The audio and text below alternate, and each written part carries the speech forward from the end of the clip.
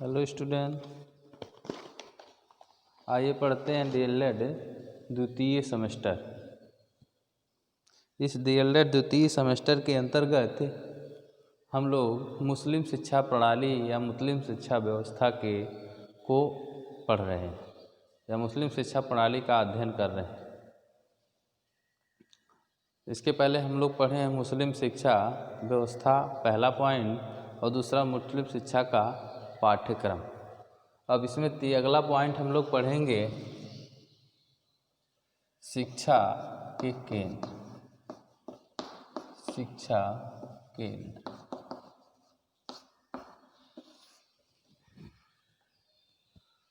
मुस्लिम शिक्षा व्यवस्था के लिए शिक्षा के जो प्रमुख केंद्र थे वो मकतब एवं मदरसे थे।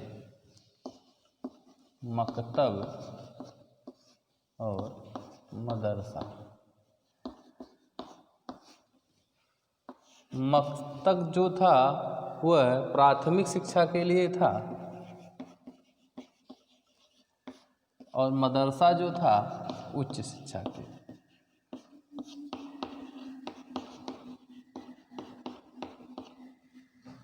कहने का मतलब जो प्राइमरी एजुकेशन दी जाती थी, प्राथमिक जो शिक्षा दी जाती थी वो मकतब में दी जाती थी और मदरसे में उच्च शिक्षा का प्रावधान था। तो ये मकतब क्या है? मकतब एक अरबी भाषा का शब्द है जो कुतुब से बना है।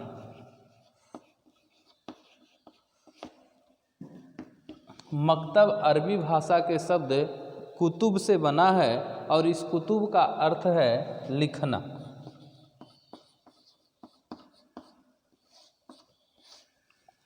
अर्थात प्राइमरी में बच्चों को लिखना सिखाया जाता था।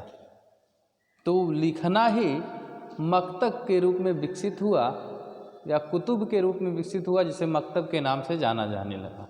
और जो उच्च शिक्षा का केंद्र मदरसा था, यह भी अरबी के दरस से बना हुआ है। मदरसा जो है अरबी के दरस से बना हुआ है, जिसका अर्थ है व्याख्यान देना। व्याख्यान देना या भाषण देना।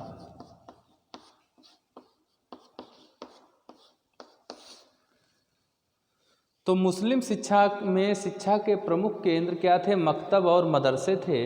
मकतब प्राथमिक शिक्षा के लिए था। मकतब जो है प्राथमिक शिक्षा के लिए था और मदरसा उच्च शिक्षा के लिए था। मकतब जो है अरबी के कुतुब शब्द से बना है, जिसका अर्थ क्या है? लिखना। और मदरसा अरबी के ही दरस शब्द से बना है, जिसका अर्थ क्या है? व्याख्यान देना। तो ये मकतब और मदरसों में जो मुस्लिम शिक्षा दी जाती थी। अब नेक्स्ट पॉइंट हम लोग पढ़ते हैं शिक्षण विधि कि मतलब हमारा पाठ्यक्रम हो गया, इस पाठ्यक्रम को पढ़ाना कहाँ है और शिक्षण विधि अर्थात किस तरीके से हमको पढ़ाना। शिक्षण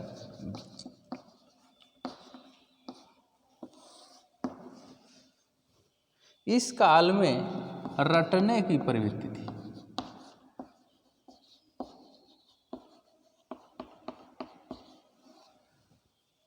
इस काल में रटने की प्रवृत्ति थी, अर्थात रटने पर ही सबसे ज़्यादा जोर दिया जाता था। इसके अलावा व्याख्यान विधि, व्याख्यान विधि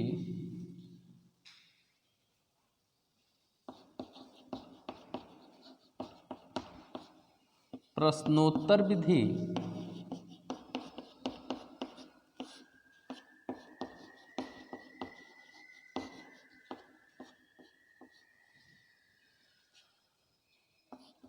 क्रिया विधि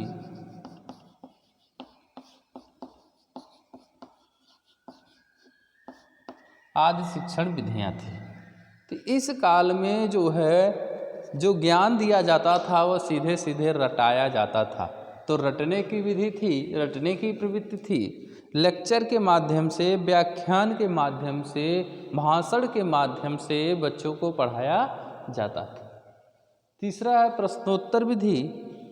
प्रश्न और उत्तर विधि के द्वारा पढ़ाया जाता था। टीचर प्रश्न करते थे और बच्चे उसका उत्तर देते थे। चौथा है क्रिया विधि, जिसे करके सीखना भी कहते हैं। बच्चे क्या हैं, करके सीखते थे, जिससे उनका ज्ञान अस्थायी होता है। कोई भी हम कार्य को स्वयं करेंगे जब, तो उसमें हमारा अनुभव प्राप्त होगा और उसके बारे में जानेंगे, तो यह भी विधि क्रिया विधि है। अगला हम लोग पॉइंट पढ़ते हैं,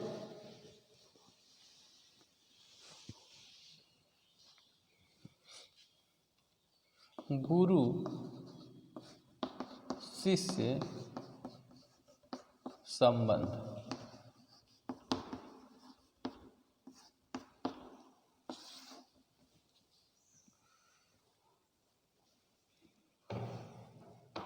इस काल में जो गुरु थे उनको मौलवी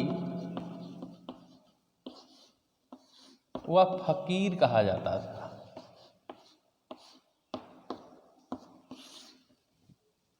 इस काल में गुरुओं को मौलवी और फकीर कहा जाता था और शिष्यों के साथ उनका वैसा ही संबंध था जैसे एक पिता का पुत्र के साथ होता है, अर्थात पिता पुत्रवत व्यवहार करते थे। इस काल में जो नियम बनाए गए थे, गुरु शिष्य उस नियमों का पालन करते थे और गुरु का काम था बच्चों की देखरेख करना, बच्चों की शिक्षा पर ध्यान देना, बच्चों को व्यवहार कुशल नागरिक बनाना। तो ये हमारा गुरु और शिष्य संबंध थे।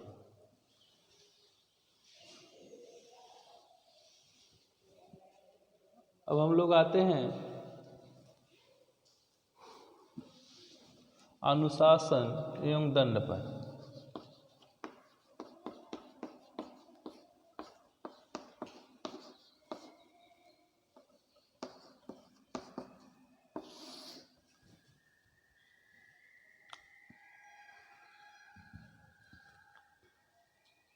इस काल में कठोर नियम बनाए गए थे, व्यवहारिक कठोर नियम थे।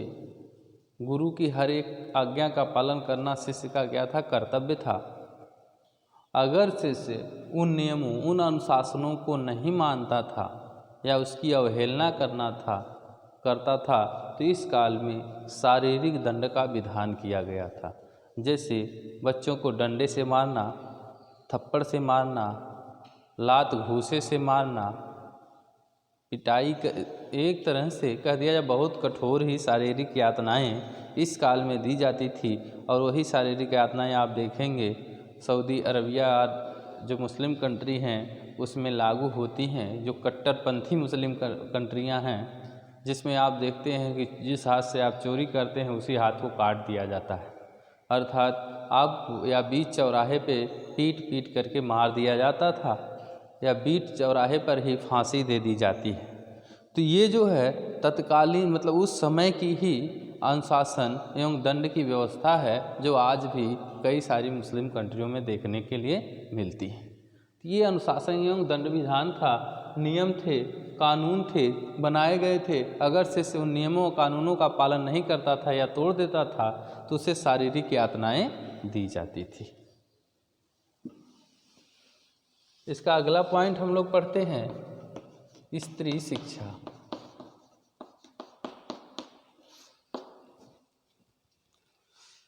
इस काल में स्त्रियों की शिक्षा का विधान किया गया। तो लेकिन जिस प्रकार से हम लोग बौद्ध काल में पढ़े हैं कि राजघराने एवं कुलीन घर की स्त्रियां शिक्षा ग्रहण करती, उसी प्रकार से इसमें भी है। बड़े लोगों के घर की स्त्रियां और राजघराने से घर की स्त्रियां जो हैं शिक्षा ग्रहण करके अच्छी अच्छी पुस्तकों को भी लिखी हैं। जैसे आप लोगों ने गुलबदन बेगम का नाम सुना है जिसने हुमायूं नामा लिखा है। तो इस प्रकार से स्त्रियां इसमें शिक्षा ग्रहण करती थी।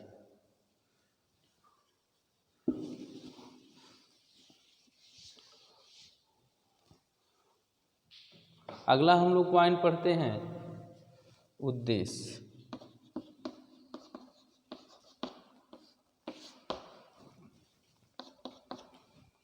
इस काल की शिक्षा का प्रमुख उद्देश्य था मुस्लिम धर्म का प्रचार प्रसार करना।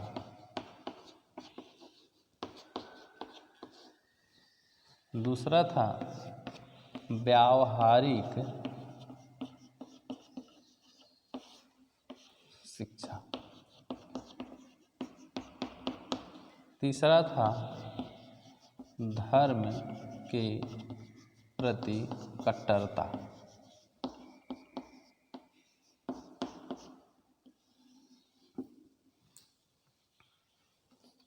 चौथा था प्राथमिक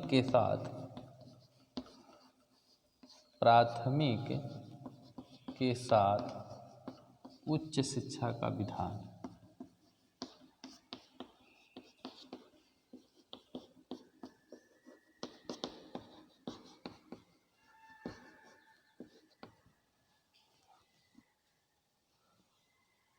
और पांचवा था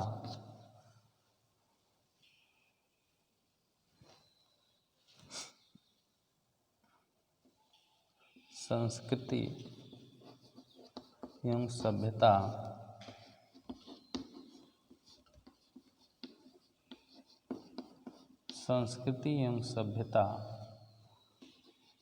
की शिक्षा।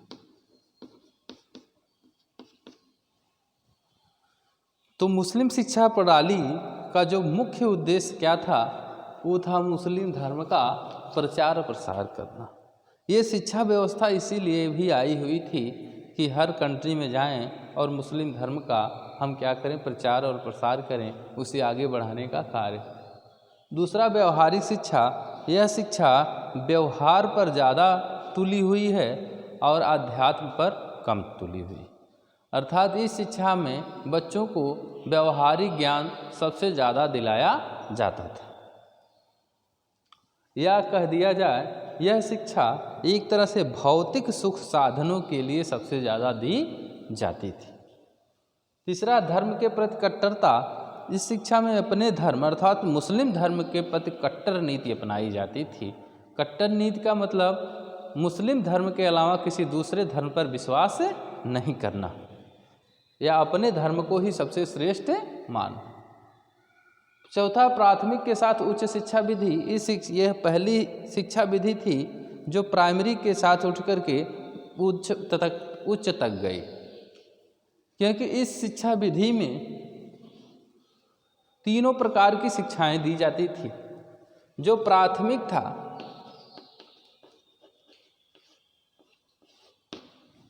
प्राथमिक, माध्यमिक और उच्च,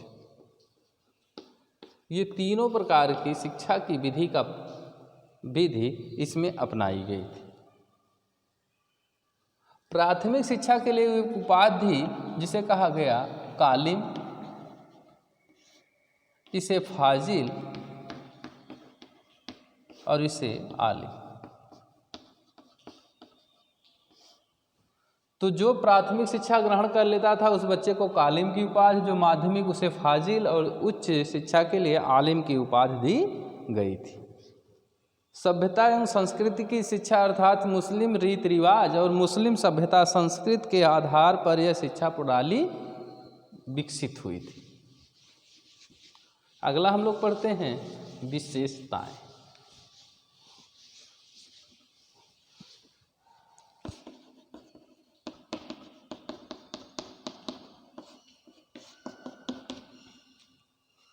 निःशुल्क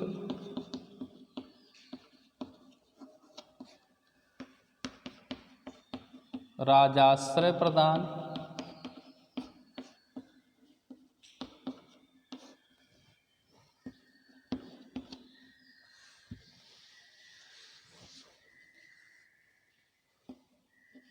सभी के लिए शिक्षा का प्रावधान,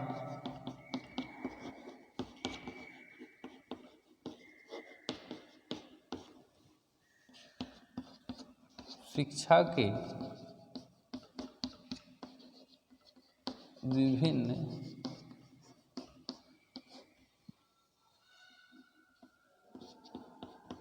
स्तरों का प्रावधान।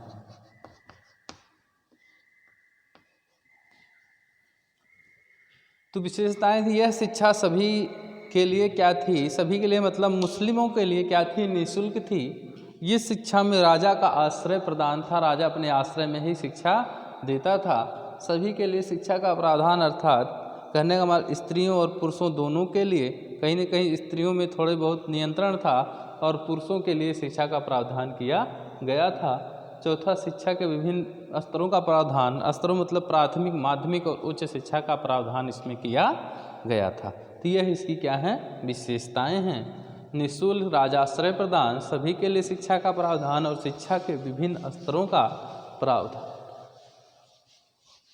अब हम लोग पढ़ते हैं दोष।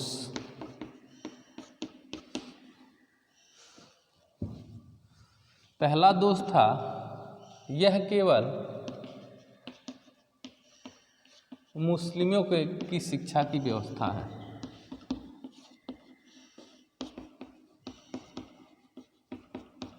कहने का मतलब है इसमें केवल मुस्लिम धर्म अर्थात मुसलमान से संबंधित ही शिक्षा का प्रावधान किया गया है। दूसरा, स्त्रियों की शिक्षा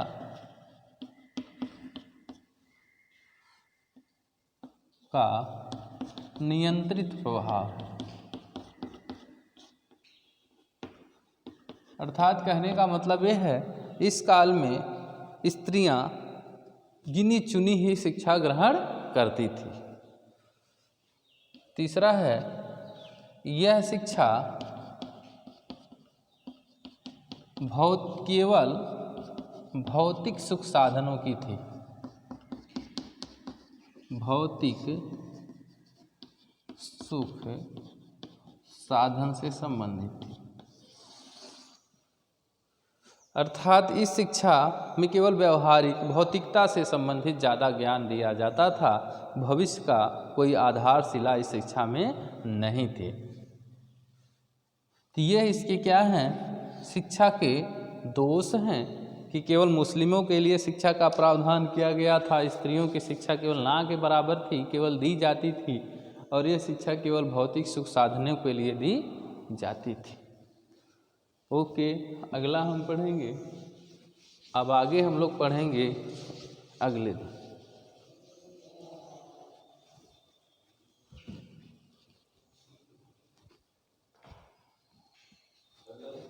एक थे